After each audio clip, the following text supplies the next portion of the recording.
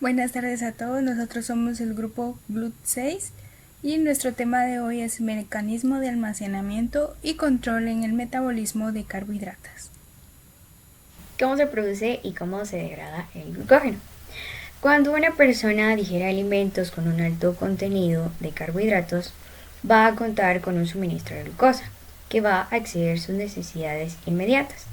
La glucosa se va a almacenar en forma de un polímero de glucógeno. En cuanto a la liberación del glucógeno, se van a liberar varios residuos de glucosa en forma simultánea, uno a cada extremo de una cadena. En cuanto a la estructura de la cadena ramificada del glucógeno, su estructura altamente ramificada va a hacer posible que varios residuos de glucosa sean liberados de manera simultánea para cubrir sus necesidades energéticas. Como podemos visualizar el diagrama que tenemos al lado, los puntos rojos van a determinar los residuos terminales de la glucosa que van a ser liberados del glucógeno. Por lo tanto, entre más puntos de ramificación existan, van a estar disponibles más residuos terminales a la vez. Esta característica va a ser útil para el organismo para que cumpla las demandas energéticas a corto plazo y asimismo incremente el suministro más rápidamente posible.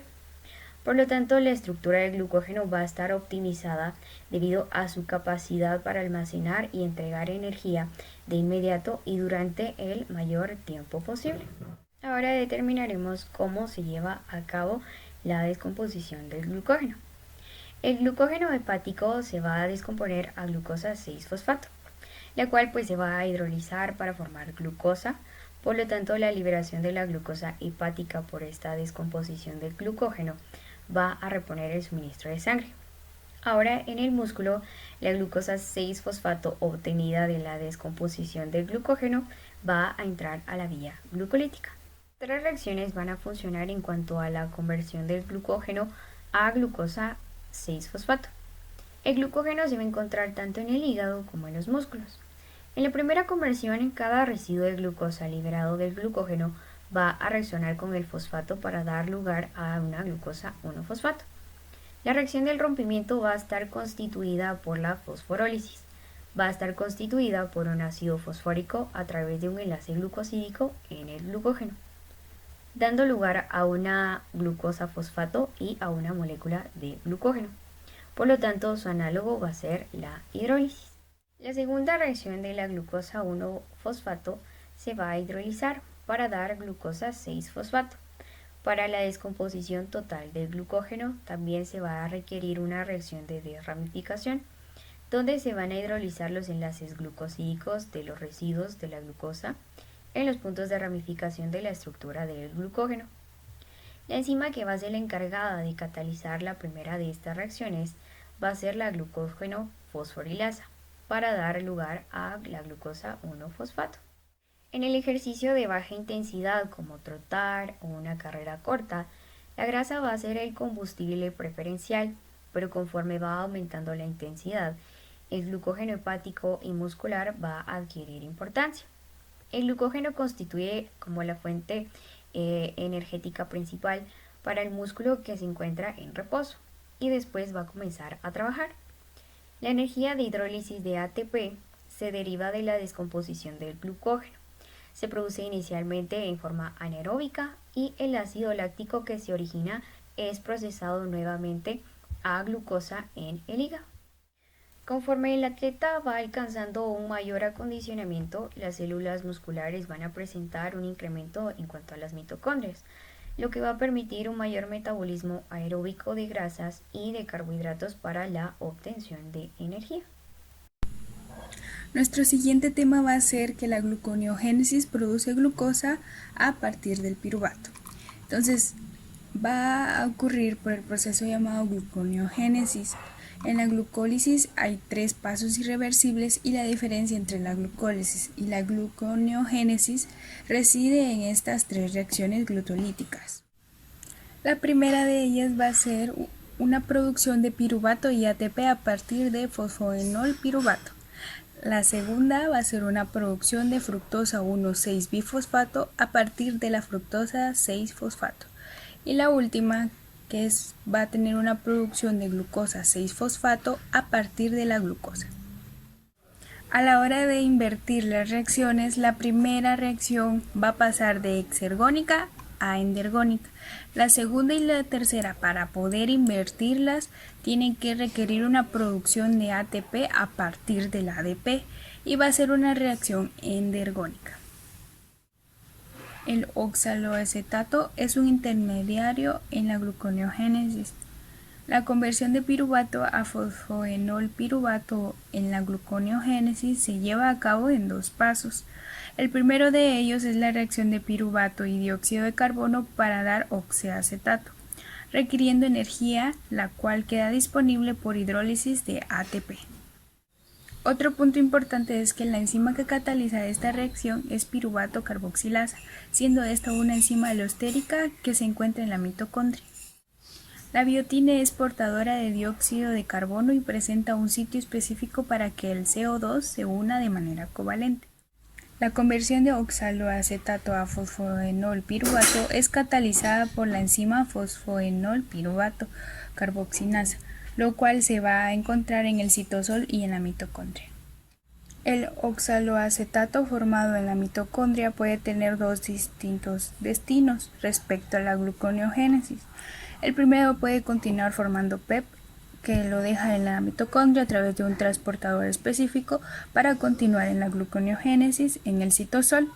El segundo camino o destino puede ser el oxaloacetato, se va a transformar en malato a través del malato deshidrogenasa de la mitocondria, reacción donde se encuentra o se emplea el NADH.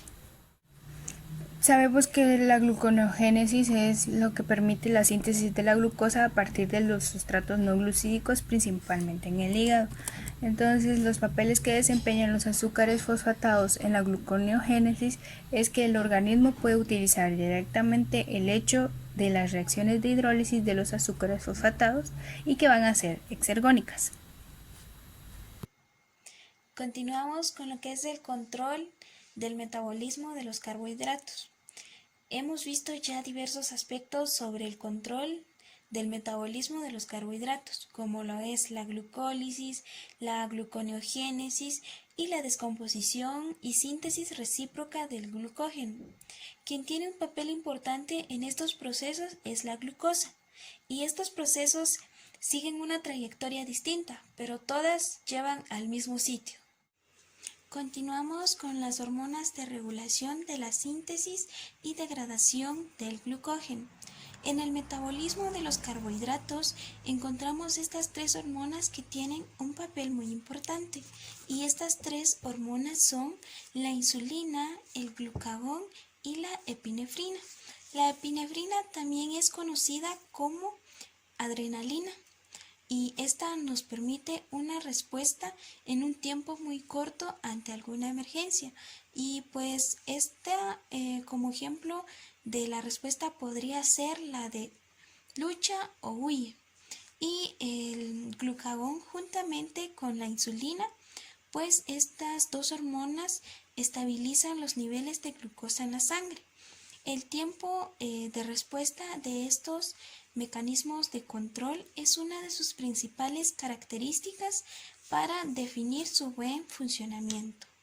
¿Cuáles son las principales categorías de control metabólico? Pues los mecanismos de control son llevados a cabo principalmente por enzimas. Por ejemplo, hay un proceso de control metabólico denominado como reciclaje de sustrato. Y este consiste en que las reacciones opuestas o bidireccionales son catalizadas por diferentes enzimas. Por ejemplo, en la glucólisis y en la gluconeogénesis. En la glucólisis, la conversión de fructosa 6-fosfato a fructosa 1,6-bifosfato es catalizado por la enzima fosfofructoquinasa. Y ahora en el caso de la gluconeogénesis, la fructosa 1,6-bifosfato es convertida a fructosa 6-fosfato, pero ya no por la misma enzima, sino por otra enzima que es la fructosa 1,6-bifosfatasa. ¿Cómo comparten los diferentes órganos el metabolismo de los carbohidratos? Pues va a ser por la combinación de mecanismos de control y aquel mismo organismo a dividir el trabajo entre los tejidos y los órganos con el fin de mantener el control del metabolismo de la glucosa. Por ejemplo, en el organismo va a actuar lo que es un ciclo que es denominado como ciclo de Cori.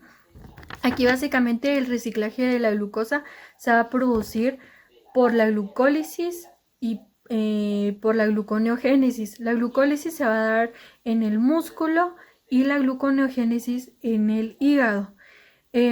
Cuando se da la glucólisis en el músculo esquelético, se va a producir lo que es lactato. Esto en el caso de que una persona realice por ejemplo, una carrera rápida en una distancia corta. Entonces lo que va a generar este lactato va a ser una disminución de oxígeno. Por eso es de que se da a veces cuando hay una falta de oxígeno. Va a existir mitocondrias muy escasas y esto va a hacer que el metabolismo sea anaerobio. Y cuando se produce un dolor en el músculo es debido a que el lactato se acumuló. Luego, cuando se produce la gluconeogénesis en el hígado, aquí se va a reciclar el lactato que se generó en la glucólisis o en el músculo. Entonces, este lactato tiene que ir directamente hacia el hígado, pero lo va a hacer por medio del torrente sanguíneo. Bueno, y luego estando aquí el lactato en el hígado se va a oxidar a piruvato, entonces luego se va a convertir en lo que es glucosa, pero esta glucosa se va a regresar al músculo, por decirlo así, y lo va a hacer igual por medio del torrente sanguíneo, y esta glucosa va a servir como un almacenamiento de energía para el siguiente lapso de ejercicio. Buenas tardes a todos, mi nombre es Ángela y continuando con el tema, la glucosa algunas veces es desviada a través de la vía de las pentosas fosfato. La vía de las pentosas fosfato constituye una alternativa a la glucólisis y difiere en ella en varios aspectos importantes. En la glucólisis uno de los principales objetivos es la producción de ATP y en la vía de la pentosa fosfato la producción de ATP no constituye lo más importante. Como lo indica el nombre de esta vía, en esta vía se producen azúcares que contienen 5 átomos de carbono, incluida la ribosa a partir de glucosa. La ribosa desempeña una función importante en la estructura de los ácidos nucleicos. Otro aspecto importante de la vía de la pentosa fosfato es la producción de nicotinamida adenina dinucleotido-fosfato, NADPH, que es un compuesto que difiere del NADH, porque tiene un grupo fosfato adicional esterificado con el anillo de ribosa de la porción del nucleótido de adenina de la molécula. Una diferencia más importante es la manera en que funcionan estas dos coenzimas.